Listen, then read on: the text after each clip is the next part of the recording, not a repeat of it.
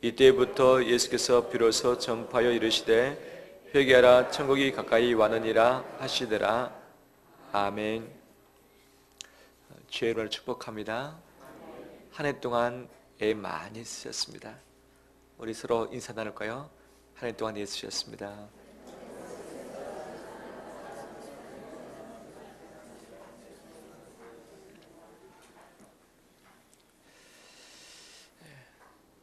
이 세상의 모든 것이 하나님의 것이지만 하나님께서 우리에게 위임하시사 쓰도록 하셨죠. 하지만 그럼에도 불구하고 하나님의 것이다 라고 하는 몇 가지의 영역이 있죠. 그 중에 하나가 초태생, 첫 번째 태어난 자식은 하나님의 것이다. 첫 번째 태어난 짐승도 하나님의 것이다. 첫 소산물도 하나님의 것이다 말씀하시죠. 또 첫 시간도 하나님 것이다. 안식일, 오늘날 말하는 주일도 하나님의 시간이다. 새해를 시작하는 나팔절, 그 다음에 그들의 명절인 6월절의 한 주간은 너희의 시간이 아니라 하나님의 시간이다. 여호와의 성일이니 함께 모여서 하나님 앞에 나올지라. 이런 것이 하나님께서 정해놓으신 하나님의 영역인 거죠. 한 해를 시작합니다. 한 해의 한 주간이 하나님께서 우리에게 주신 선물인 줄 믿습니다. 1월 1일을 기준으로 본다면 송구영신 예배와 1월 2일에 있는 바로 부흥회의 6번의 집회, 총 7번의 집회가 있습니다. 저는 이 집회가 하나님에게서 우리에게 2019년을 허락하셨는데 그 첫 주간 하나님의 시간으로 여기고 싶습니다. 내 시간, 내가 선택할 수 있는 시간이 아니라 하나님의 첫 주간의 시간인데 이 첫 7번의 예배를 하나님께 드림으로 말미암아서 새해를 힘있게 열어가길 원합니다. 저를 기대하지 마시고 하나님을 기대하길 원합니다. 할렐루야. 하나님이 저에게 주신 메시지들이 있습니다. 저는 이 메시지는 우리 성도들에게 주신 하나님의 마음이라고 생각하고 있습니다. 그 집회를 통해서 하나님의 말씀을 듣고 다시 우리 인생을 주께 맡겨드리면서 주님과 하나 되는 그런 시간을 함께 갖길 바랍니다.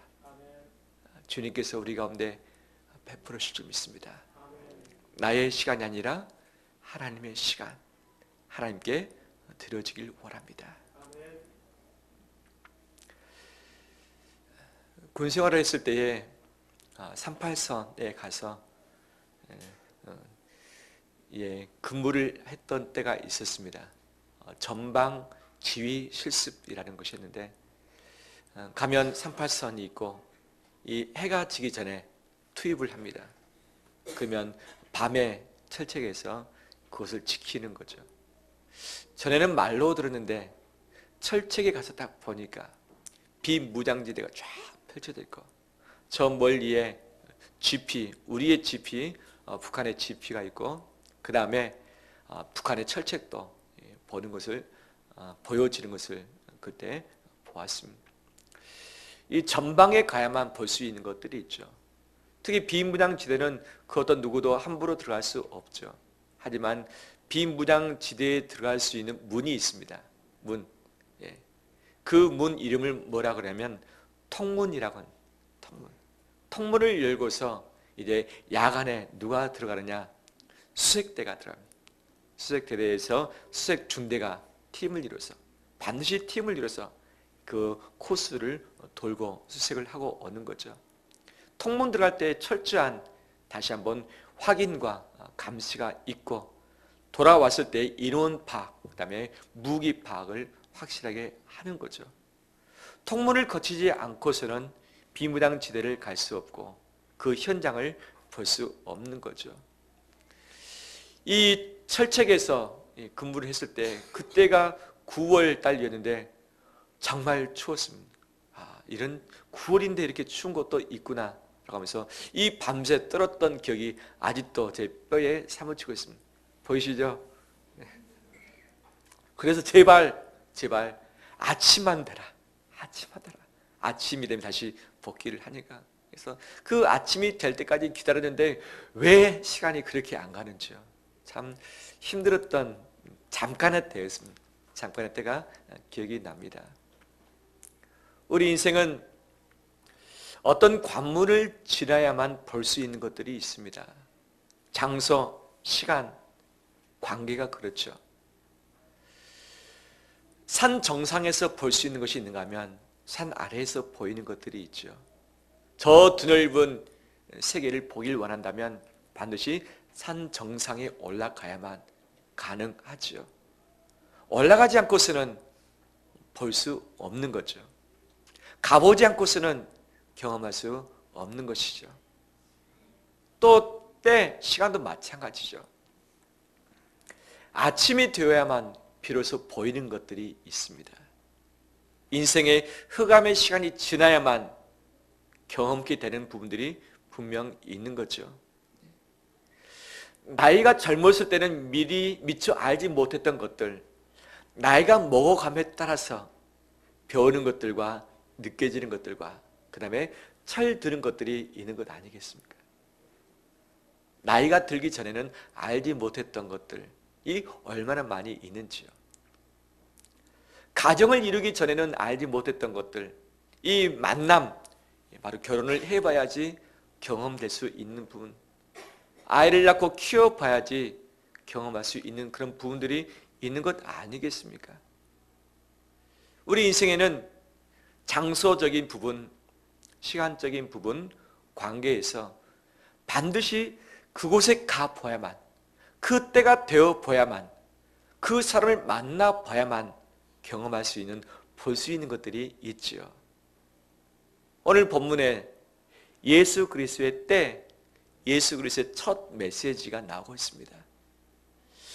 하나님께서 이미 아담과 하와에게 여자의 후손 중에 후손이 나와서 뱀의 머리를 상하게 할 것이다라고 예언을 하셨는데 수천 년이 지난 바로 그 후에 하나님 아들 예수님이 이 땅에 오셨던 거죠. 이사야가 구체적으로 예언을 했는데 평강의 왕이 아기 예수로 오신다는 그것, 700년 만에 예수님이 오셨고 태어나자마자 바로 활동을 했는가? 그렇지 않죠. 30세쯤이 되었을 때 주님이 활동을 하셨던 거죠. 이 활동을 하시면서 표현되는 오늘 단어가 무엇입니까? 이때부터 예수께서 비로소 전파하여 이르시되, 이때부터 예수께서 비로소 전파하여 이르시되, 즉 이때부터 비로소라는 단어를 가지고서 예수 그리스도의 사역의 출발을 예고를 하고 있는 거죠. 그러면 천지를 창조하시며 시간을 창조하신 분이 하나님이시고 처음이요 마지막이신 영원이신 분이 하나님 아니겠습니까? 그 시간을 통치하고 계신 분도 하나님이시고 하나님 안에 한날이 첫날 같고 첫날이 하루 같은 이런 능력이 있으시는데 시간의 주체이신, 시간의 주인이신 그 하나님은 왜 이때부터 비로소라는 단어 뒤에 등장하고 계시는가? 하나님 마음 먹으신다면 즉각할 수 있는 분인데 왜 즉각하지 않고 수천 년을 기다리시고 700년을 기다리시고 30년을 기다리신 이후에 이때부터 비로소라는 단어를 쓰시고서 주님의 전파 사역을 소개를 하고 있을까? 분명히 하나님의 섭리가 이 안에 담겨져 있는 거죠. 왜? 천지를 만드시고 통치하신 하나님의 관점에서 온 우주 가운데 무소부지하신 하나님의 그 능력과 전지하고 전능하신 그분의 모든 그 능력, 그분의 성품 통틀어서 하나님이 구원하실 그 때가 분명히 있다는 거죠. 에베소서 1장 4절 말씀에 때가 참에 하나님 아버지께서 그 아들을 이 세상에 보내셨다 말씀하시죠. 때가 참에라는 단어를 또 쓰고 있죠. 하나님 마음먹으면 바로 보내실 수 있고, 마음먹으면 바로 심판하실 수 있고, 마음먹으면 바로 구원하실 수 있는 분이 왜 때가 참에 이 때부터 비로소라는 단어 이후에 예수님이 등장을 하시는가? 그것은 때와 관련된 하나님의 메시지, 하나님의 뜻이 있다는 것을 우리에게 말씀해 주고 있죠. 하나님의 그 능력 관점 안에서 가장 적절할 때, 가장 효과적일 때, 하나님의 그 뜻을 가장 성취하기 좋은 그 타이밍 때까지 예수님이 어떻게 하십니까? 기다리셨던 거죠. 이사야의 예언이 언제 이루어질는지는 그 어떤 누구도 알지 못합니다. 마치 예수님이 재림하실 때를 우리가 정확하게 알지 못하는 것처럼 분명히 초림이 있고 재림은 있지만 그 날과 그 시는 아무도 모른다고 했던 것처럼 예언은 됐지만 언제 이루어질는지는 알지 못합니다. 분명 그의 뜻이 이루어집니다. 하지만 하나님의 때가 분명히 있다는 사실이죠. 그 구원의 역사를 이루기 위한 최상의 때가 있는데 이것은 시간 안에, 공간 안에, 하나님의 능력 안에 감춰졌다는 거죠. 아침이 되면 비로소 보이는 것들이 있듯이 때가 되면 비로소 들려지는 메시지가 있고 때가 되면 비로소 볼 수 있는 것들이 있다는 거죠. 예수 그리스도의 능력과 구원과 그분의 섭리가 때가 되면 이스라엘 백성들이 볼 수 있었고 때가 되면 이스라엘 백성들이 그 음성을 들을 수 있었습니다. 시간의 주인이신 예수 그리스도도 기다리셨습니다. 그분도 기다리셨습니다. 하나님께서 원하시는 영적인 아침의 때를, 새벽의 때를 주님이 기다리시사 그 뜻에 맞추어서 주님이 행동을 하셨던 거죠. 이것은 어떤 메시지를 주는가? 내가 간절히 원하는 때가 있습니다. 내가 성취하길 원하는 그 때가 분명히 있는 거죠. 하지만 하나님의 공간의 능력과 시간의 능력과 그분의 통치의 능력을 가지고 보았을 때에 하나님이 원하신 때가 우리에게 있다는 사실이죠. 하나님은 나만을 주목하기도 하시지만 가정을 주목하시고 예수 그리스도의 몸된 교회를 보시고 온 우주 인류를 다 보고 계시고 처음이요 마지막이신 분이 우리의 과거와 미래까지 다 알고 계시는데 바로 그 하나님의 관점에서 나에게 때를 정하시고 허락하셨다는 사실이죠. 그 위대하시고 영원하신 그분이 허락하는 시간이 최적의 시간, 최상의 시간인 줄 믿습니다. 그분을 확신한다면 그분의 때가 우리에게 주어지기까지 그분의 뜻이 우리에게 펼쳐질 때까지 기다리는 것은 우리가 할 수 있는 최소한의 우리의 역할인 줄 믿습니다. 그 때를 기다리지 못하면 내 안에 조급함이 생깁니다. 조급함이 생기면 내가 먼저 행동할 수 있습니다. 행동하다 보면 넘어지고 실수하고 죄를 지을 때가 참 많이 있죠. 분명히 얻기는 얻었는데 얻은 그것 때문에 도리어 내가 나중에 피해를 볼 때가 분명히 있는 거죠. 올 한 해를 지나오면서 기도를 많이 하셨을 텐데 이루어지지 않는 많은 기도 제목들이 아직도 있을 것입니다. 내 자신 가운데, 우리 가족 가운데, 내 인생 여정 가운데, 우리 교회 가운데, 이 나라 민족 가운데 풀어져야 할 과제들이 참 많이 있는데 왜 이것이 아직도 풀리지 않고 여전히 꼬여 있고 여전히 안개 낀 것처럼 보여지지 않는가라고 할 수 있겠죠. 하지만 때가 되면 안개는 거칠 것이고 때가 되면 보여질 것이고 때가 되면 경험하게 될 줄 믿습니다. 반드시 하나님의 뜻은 우리 자신을 통해서 우리 공동체를 통해서 성취됩니다. 하지만 그 때는 하나님의 주권입니다. 그분을 신뢰한다면 나의 조급함과 내 인내를 내려놓을 수 있고 그분께 우리 인생 전부 속도를 맡겨드릴 수 있습니다. 예수 그리스도도 때를 기다리셨습니다. 예수 그리스도 우리 역시 하나님의 뜻을 위해서 하나님의 때를 기다리며 나가는 우리 되길 주의 이름으로 축원합니다. 조급하면 넘어집니다. 조급하면 실수합니다. 조급하면 눈에 뵈는 게 없어져요. 조급하지 않으면 눈에 보이는 것이 참 많이 있습니다. 마음이 조급해지면 분주해집니다. 내가 봐야 될 것을 놓쳐버립니다. 내가 붙들어야 될 것을 붙들지 못하고 놓쳐버리게 되는 거죠. 우리 마음의 조급함을 다시 한번 하나님의 때에 맡겨드리면서 주님이 주시는 안정감과 평강을 다시 우리 가슴에 장착하는 우리 되길 주의 이름으로 축원합니다. 뿐만 아니라 이때부터 비로소 전파하셨는데 예수 그리스도의 전파의 메시지가 무엇입니까? 회개하라, 천국이 가까이 왔느니라. 그럼 같이 한번 해볼까요? 회개하라, 천국이 가까이 왔느니라. 아멘. 이스라엘 백성들을 간절히 원했습니다. 대망사상. 이스라엘 백성이 포로에서 귀환한 이후에 메시아가 오기를 기다렸습니다. 그 기간이 침묵 기간인데 바로 400년이 걸렸던 거죠. 선지자도 나타나지 아니했습니다. 하나님의 소리를 간절히 기다렸던 거죠. 예수 그리스도보다도 좀 더 빨리 와서 그분의 길을 예비한 자가 있었습니다. 누구였습니까? 세례 요한이었죠.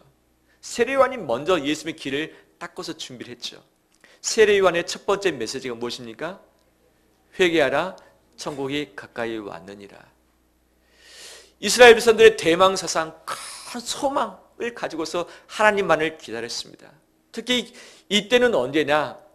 로마 제국의 속국이 되었을 때, 그들의 온전한 자유를 다 박탈당하고 있었을 때에, 경제적으로 핍절했을 때에, 그들의 자유가 온전히 없을 때에 그들은 힘들었습니다. 지쳤습니다. 이 나라의 흥망성쇠가 이미 다 꺾어졌고 그 다음에 어떻게 나가는지 알지 못할 그런 때였던 거죠. 그들은 하나님이 좀 오셔서 빨리 도와주시기를 원했던 거죠. 하나님이 약속하신 그 메시아가 빨리 오기를 원했던 거죠. 그분이 와서 무엇을 어떻게 하길 원했었을까? 위로해 주길 간절히 원했을 것입니다. 은혜 베풀어 주길 간절히 원했을 것입니다. 우리의 문제, 속박으로부터 해방시켜 주시길, 구출해 주시길 간절히 원했을 것입니다. 경제적으로 핍절한 가운데 있는데 겨우겨우 밥만 먹고 사는데 이 경제적인 문제를 좀 확 풀어주길 간절히 원했던 마음들이 있었던 거죠. 정치적으로, 경제적으로, 사회적으로, 종교적으로 다 묶여서 전 나라가 마치 흑암 가운데 있는 것처럼 있는 그들이 오직 하나님이 보내실 그 메시아만 기다리고 있었던 거죠. 그 메시아의 입에서 나오는 첫 번째 메시지, 그들은 무엇을 기대했을까요? 무엇을 기대했을까요? 그들이 기대하는 이 메시지가 있었을 터인데 예수 그리스도의 메시지, 수천 년 전에 예언하셨던 하나님, 700년 전에 예언했던 바로 그 말씀, 이 땅에 오신 이후 30년 동안 기다리셨던 예수 그리스도, 마치 화산이 마그마를 꽉 품었다가 더 이상 이 압력에 덮을지 못하고 폭발을 해서 또 쓰나미가 올라오는 것처럼 영적인 화산이 폭발되었을 때 가장 간절히 원했던 것의 첫 번째 메시지가 튀어나오는 것 아니겠습니까? 이스라엘 백성이 원했던 메시지, 그렇지만 수천 년, 수백 년, 수십 년 기다리셨던 예수 그리스도의 메시지, 두 개의 온도차가 있었습니다. 이스라엘 백성들은 은혜를, 회복을, 위로를, 부흥을, 속박으로부터 구출을 원했지만 예수 그리스도는 그 부분을 말씀하시기 앞서 무엇을 말씀하십니까? 회개하라, 회개하라. 400년 동안의 침묵의 기간 이후에 하나님께서 예수 그리스도의 입을 통해서 외치셨던 말씀은 회개였습니다. 회개였습니다. 예수님이 제자들을 준비시키시사 2명씩 파송하실 때가 있었습니다. 이때 제자들이 외쳤던 메시지가 무엇이냐? 회개하라 메시지였습니다. 예수님 이후에 그 다음을 준비시키셨을 때 모든 족속에게 너희가 가라 말씀하시는데 바로 회개의 복음을 전파라고 주님께서는 말씀을 하셨던 것이고, 사도행전 2장에 베드로가 성령의 충만함을 입고서 백성들에게 첫 설교를 했습니다. 이 첫 설교의 서두가 무엇입니까? 너희가 회개하라, 회개하라라고 하는 메시지였던 거죠. 즉 하나님의 세례 요한을 통해서, 예수 그리스도를 통해서, 제자들을 통해서 이 시대 가운데 주고자 원하셨던 그 핵심 메시지, 첫 번째 메시지, 이것은 회개였습니다. 그러면 왜 회개하라 말씀하시면서 천국이 가까이 왔다고 하면서 천국을 덩달아서 붙여서 소개를 하고 있는가? 달리 말한다면 예수님이 이 땅에 오신 궁극적인 목적은 천국이라는 거죠. 구원이라는 거죠. 해방이라는 거죠. 하지만 그 천국을 경험하기 전에, 그 천국을 들어가기 전에 통과해야 할 관문이 있다. 통문이 있다. 그 통문이 무엇이다? 회개다라는 거죠. 우리가 주님께 원하는 메시지가 있습니다. 예배 시간에 듣고 싶은 메시지가 있는 것이고, 부흥회 때 듣고 싶은 메시지가 있는 것이고, 위로받길 원하고 회복받길 원하고 형통하길 원하고 응답받길 원하는 우리의 간절한 마음이 있지만, 예수님 시대뿐만 아니라 이 시대에 하나님이 간절히 우리에게 외치고자 원하셨던 메시지가 회개를 떠나서 있을 수 없다는 거죠. 주님이 오늘날에도 동일하게 우리 자신에게 회개하라고 외치고 계신 줄 믿습니다. 다른 사람이 아니라 우리 자신에게 회개하라고 외치고 계신 줄 믿습니다. 이것을 내가 수납할 것인가, 수납지 않을 것인가는 우리 자신의 선택에 달려 있습니다. 하지만 천국의 경험은, 천국에 들어가기 위해서는, 천국을 누리기 위해서는 회개를 통하지 않고서는 절대 그 어떤 누구도 누릴 수 없습니다. 하나님의 축복은 회개를 통과하지 않고서는 얻을 수 없습니다. 하나님의 은혜는 회개를 통하지 않고서 절대 경험할 수 없습니다. 우리 가정이 새로워지길 원하십니까? 이 시대가, 우리 교회가 새로워지길 간절히 원하십니까? 그렇다면 주님이 간절히 원하셨던 첫 번째 메시지를 내 심령에 적용하면서 주 앞에 다시 한번 엎드리는 우리 되길 원합니다.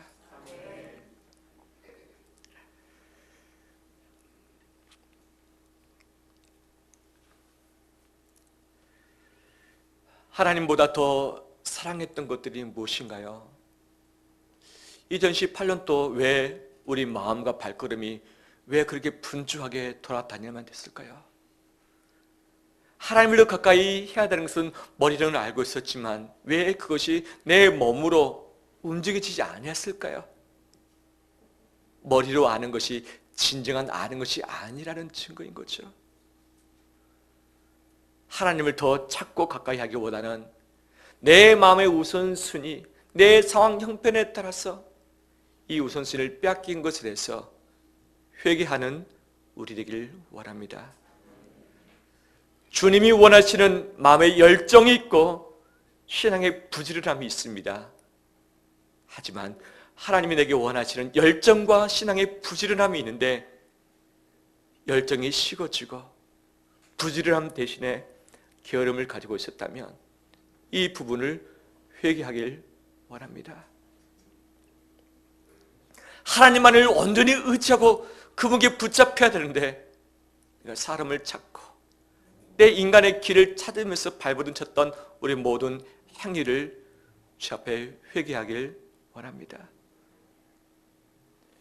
우리가 해야 되는데 하지 않는 것도 죄죠. 하지 말아야 되는데 하는 것도 죄인 거죠. 주님은 십자가에서 죽으신 이후에 우리한테 내가 너희를 용서한 것처럼 너희도 서로 용서하라 말씀하시는데 혹시 아직도 풀려지지 않는 응어리진 상처 가운데 섭섭함 가운데 오해 가운데 있는 사람은 없습니까? 우리 남편, 우리 아내, 우리 자식, 우리 부모, 우리 형제간, 우리 교인 간에, 우리 직장 동료 간에, 내 친구 간에, 집안 사람 가운데 아직도 풀지 않고 응어리쳐서 내 마음속에 묶어둔 사람 없습니까? 그것을 풀지 않고서 하나님의 은혜를 기대하지 않기를 원합니다. 용서해 주지 않고서 용서받을 것을 기대하지 않기를 원합니다. 마지막 대주일을 맞이해서 혹시 마음에 걸리는 사람이 있다면 풀어주길 원합니다. 회개하길 원합니다. 용서해 주길 원합니다. 그럴 때 천국의 문도 함께 열리게 될 줄 믿습니다.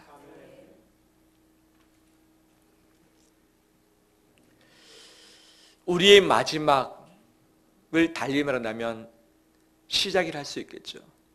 2018년을 마지막 문을 닫고자 원합니다. 문을 닫는과 동시에 또 문을 열어야 되는 거죠. 우리의 마지막은 달리면한다면 시작이라는 거죠. 2018년도를 회개로 마무리하면서 2019년을 회개로 열어가길 원합니다. 이스라엘 백성들은 나라를 바꾸고 재정 상태를 바꾸고 형편을 바꾸고 세상을 바꿔주길 원했습니다. 그러므로 말미암아 우리의 가운데 평강 주시길 원했던 거죠. 위로해 주길 원했던 거죠. 하지만 예수님은 너의 세상을 바꾸고 너의 형편을 바꾸고 너 말고 다른 사람을 바꿈으로 갖는 그 구원이 아니라 너 자신부터 바꾸라. 너 자신부터 바꾸는 것이 천국을 누리는 길이라는 것을 말씀해 주고 있습니다. 나는 누구를 바꾸길 원합니까? 나는 누구를 변화시키길 원합니까? 이 시대입니까? 다른 사람입니까? 내 옆에 있는 사람입니까? 그 어떤 누구보다도 바뀌어야 할 자는 우리 자신인 줄 믿습니다. 내 자신을 바꾸지 않은 이상 천국은 내 가슴에 임하지 않을 것입니다. 내 자신을 뜯어 고치지 않는 이상 우리 가정 가운데 천국을 경험할 수 없을 것입니다. 세상을, 상황을, 형편을, 시대를 바꾸기에 앞서 우리 자신의 깊은 심령을 주 앞에 바꾸면서 회개하면서 돌이키는 우리의 삶의 여정 되시기를 주의 이름으로 축원합니다. 말씀을 마무리합니다. 우리 인생에는 통과해야 할 관문들이 있습니다. 참 많이 있습니다. 인생을 살아보신 어르신들은 너무 잘 아시죠? 통과해야 할 관문이 참 많이 있다는 것을. 눈물로 씨를 뿌리는 자만이 기쁨으로 얻을 수 있는 기회를 얻게 되는 거죠. 눈물로 씨를 뿌리는 관문을 통하지 않고 기쁨의 단을 얻겠다 하는 것도 우리의 욕심일 수 있는 거죠. 하나님의 찬란한 아침의 때를 경험하길 원한다면 어둠이 가득한 밤을 기다릴 줄 아는 우리의 관문이 필요한 줄 믿습니다. 부부간에, 가족간에, 교인간에 더 좋은 사랑의, 신뢰의, 행복의 관계를 원한다면 그 관계가 개선될 때까지 기다리고 참아주고 용서해주고 또 보듬어주고 또 가슴앓이 하면서 또 다시 손을 내미는 이 통과의 관문이 있어야 될 줄 믿습니다. 이것을 통하지 않고서 저절로 사랑하게 되어지고 이것을 통과하지 않고 저절로 서로 한몸 되는 것은 있을 수 없는 일인 거죠. 시간 부분에 있어서, 장소 부분에 있어서, 관계 부분에 있어서 통과해야 할 관문들이 우리에게 있습니다. 그 부분을 피하기보다 우리 가슴에 수납하면서 나가는 우리 되시기를 주의 이름으로 축원합니다. 우리 함께 찬양하면서 기도하도록 하겠습니다.